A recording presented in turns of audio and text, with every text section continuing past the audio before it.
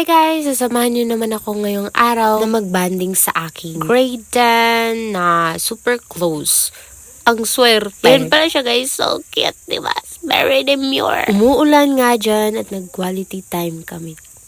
Super OA. And guys, so marami kami pinag-usapan dyan about life. Siyempre, about life naman lahat yung pinag-usapan namin guys. Tamang pa-cute-cute lang kahit di naman. Tapos guys, nagpa-video pala ako niyan kasi mamayday ko is story ko. Feel na feel ko talaga dyan yung kabataan ko. Hala! Feeling mo naman, kala mo malaki ka na. So guys, super enjoy ako dyan kasi ang saya talaga guys. As in, parang feel na feel mo yung rain, hangin. Basta, hindi ko naman paliwanag. Pagkatapos yun guys is nag-uncortis na.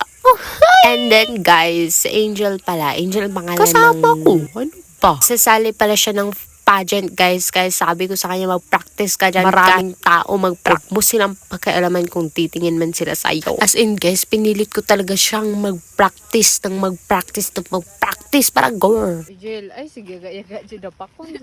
So guys, malapit talaga ako mainis dyan. Grabe. Jill, mura kag lucky. Jill, wag ko nagyaga-yaga. Yung pasensya ko guys, ubus na talaga.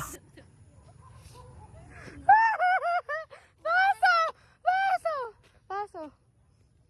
Dinaan ko na lang nga lang sa tawa guys, kahit hindi na ako natutuwa dyan.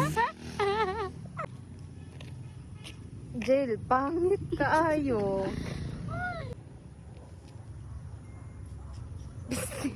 Bagay taron. Unti-unti niya nga na perfect yung paglakad niya. Kaya yun, magpapaalam na ako. Thank you for watching.